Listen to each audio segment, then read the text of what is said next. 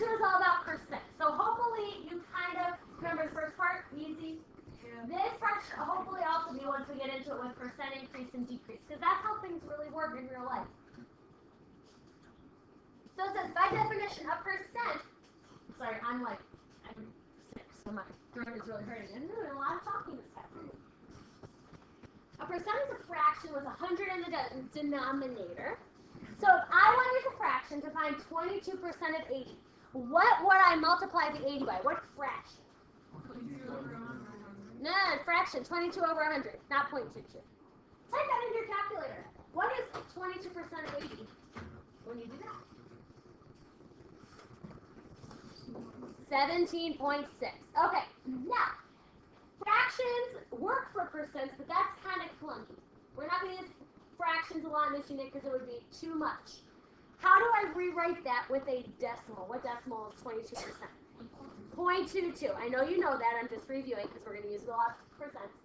Will you get the same answer if you type that in? Yes, I don't think we need to do that. So we're going to use the decimal version of percents a lot here.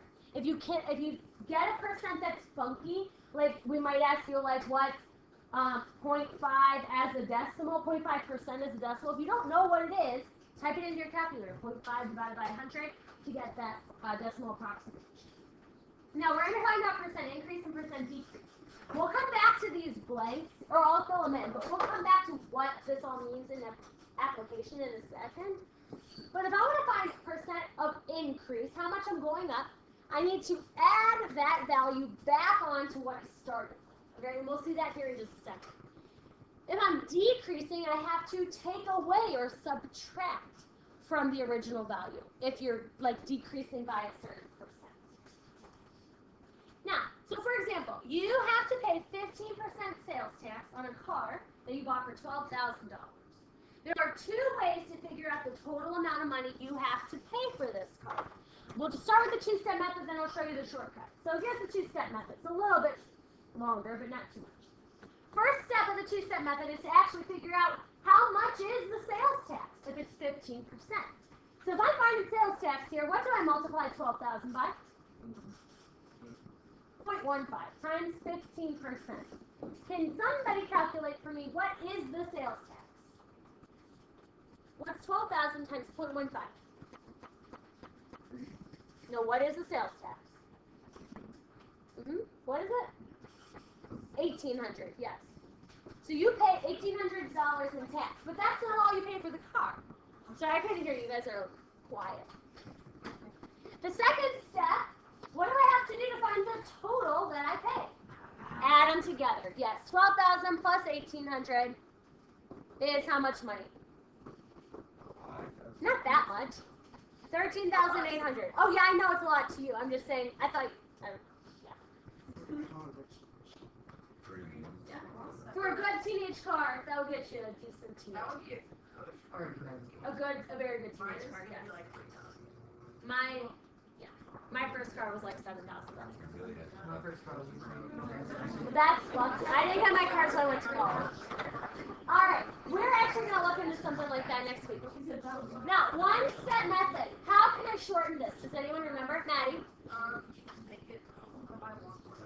Yeah, where did you get 12,000 times, Maddie said 1.15. Where do you get 1.15 from? Chloe? Yeah, the one is like, we take 100% of the 12,000 plus the 15% tax. So this is 1 plus the percent of 15%. That's my P. Now, is that increasing, right? So we set up above, we have to add onto the original. That's where the 1 comes from. You take 100% of what you start with plus the sales tax. And if you type that into your calculator, double check for me. Do you get 13,800? Yes. Okay? Do you kind of remember that? We're going to spend a few minutes with this here. But let's do a couple more examples before we get to the model. Alright, use this one-step method to calculate some totals. So, you go out to a fancy dinner. So if you went to the assembly this morning, where was this fancy dinner? Red Lobster. So you go to Red Lobster for a fancy dinner. You get the lobster, which I don't know if you like lobster. I'm kind of with him, with Jason Reynolds. I don't think lobster is overrated. It kind of tastes like nothing.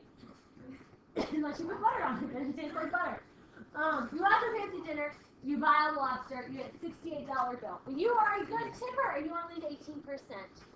How much do you pay in total? Well, what do I have to multiply my bill of 68 by?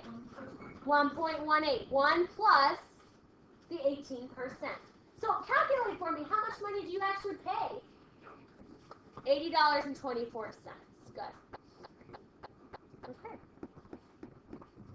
Now, I don't know if we're not trying to offend with any vegans in here, but you're a vegan, you go to Tofu for You, and you buy the mixed Buddha bowl. Alright, I don't know what's in a mixed Buddha bowl, but I don't know if I want to buy it for 30% off. So you buy a mixed Buddha bowl, it's $8.50, it's 30% off. How do I calculate? What do I multiply the $8.50 by? How did you get 0.7? Yeah, so percent decrease is subtraction. So I'm subtracting the 30% from 100. So if you wanted, you are welcome to put 1 minus 0.3 in the parentheses. That's okay. Can you calculate for me how much money is this mixed food bowl? $5.95. All right, one more. Does anyone have a credit card? Not yet. Yeah, credit card, debit card. Credit cards have really high interest rates. And we're going to talk a lot about interest a little bit more tomorrow, actually. But that's how credit card companies make their money. So what a credit card is it's kind of like a loan. So you go to the store, you don't have that money on hand to pay for something like this $522. You don't have $522 in your pocket, so you put it on your credit card. The credit card company pays for your item, and then you have to pay them back when you get the bill. Now, here's where the credit card company makes their money. If you don't pay your bill, or pay all of it, they charge you what's called an annual percentage rate, or an APR. You might have heard commercials where like talk really fast and talking about this credit card has a 12 point whatever percent APR. That's the percentage rate they give you. This one has a 12% APR. So if you don't pay back your bill, they charge you a percentage, like interest, on what you haven't paid back yet. And $522, not going to be a ton of money, but think like some people put like cars on their credit card. Like they buy a $20,000 car, put it on their credit card. That's going to have a lot of interest rate if you don't pay it back, right? So life lesson number 1 of today: don't pay off your balance on your credit card, because that interest rate is going to make the amount that you owe go way up, and that's how people get into major debt and then have to declare bankruptcy. Cool? Life lesson number 1 of the day. Okay, very serious. But pay off your credit card. Don't put anything on there that you cannot pay off the next month. All right, so let's figure out. If you charge $522 on your card, and you're hoping that if you just throw away your card, you don't charge anything else on it for a year, maybe Visa will forget about you. How much money will you owe at the end of 1 year? So I take my initial amount. What do I multiply it by? Is this increase or decrease for interest? Increase. So it's 1.12. How much money to the nearest penny?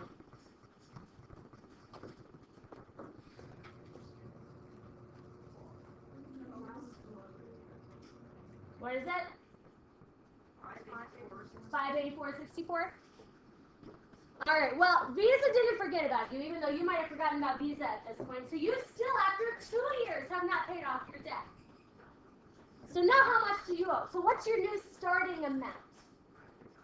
584.64. That's your new year starting amount. Interest rate stays the same. So you still need to find what you still owe for 12% interest at the end of that year. What's it going to be? 654 what? 70? 80. Okay, 654.80. All right. So overall, to go from 522 to 654, $132. It's not a ton in the grand scheme of life, but can you see how that can add up real fast if you have a lot of money in your credit card? All right. Don't charge more than you can pay off. All right. Now, in general, yeah, that's not a lot of people don't have credit cards. These are your general exponential models for percent. This is more what we're going to be doing in this unit. Now, this is the same thing as a times b to the x. The only difference is they just look goofy because I have a sub 0. That's just your starting amount. And instead of b, we're writing it as 1 plus p or 1 minus p, but it's the same thing, it's your growth rate. So let's do a couple quick examples here, then we'll call it a day. So write an equation that gives the amount in your savings account if you invest $250 at an interest rate of 3% every year. All right, so if you have interest, is that amount in your savings account going up or down? Up. Okay, so I start with $250. If I'm going up by 3%, what goes in my parentheses? 1.03. Okay, and then my x goes up here. Now I want to know, how much money is in my savings account after 12 years? Where does the 12 go? For the x. So type that into your calculator. Go to the penny, 2 decimal places. How much money is in your account after 12 years? What is it? That's right. Okay, so a little bit more. It's increasing a little bit. How about the next one? If the population of town is decreasing, people are moving away by 4% every year. They started with 12,500 people. How many people do they project to be at the town in 10 years? So let's see, I'm going to use P for population. You can use Y if you want.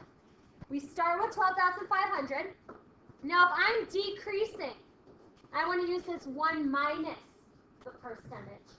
So what is 1 minus 4%? 0.96. There's my 6. So you could put 1 minus 0.04 in your parentheses, but 0.96 you'll need to recognize. And we want to know the population in 10 years. So I'm going to change that x to a 10. Can you tell me to the nearest whole number, because we only have whole people in the world? 8,310? All right, and we have to put a unit on it for people. All right, we're going to do one more. Just one more. We don't even have to write the model. We just have to read it. We have this model, 200 times 0.8 to the x. Now, we have to answer this question. Is that increase or decrease, or growth or decay? How is it decay? Yeah, because the b, 0.8 is less than 1. Now, what percent are you decaying by? How did you get that 20? Yeah, you have to figure out this 0.8 is 1 minus some percent. So to find the percent you went down by, you do 1 minus 0.8, which is 0.2 or 20%. Okay? Good? Does this all refresh your memory like we remember?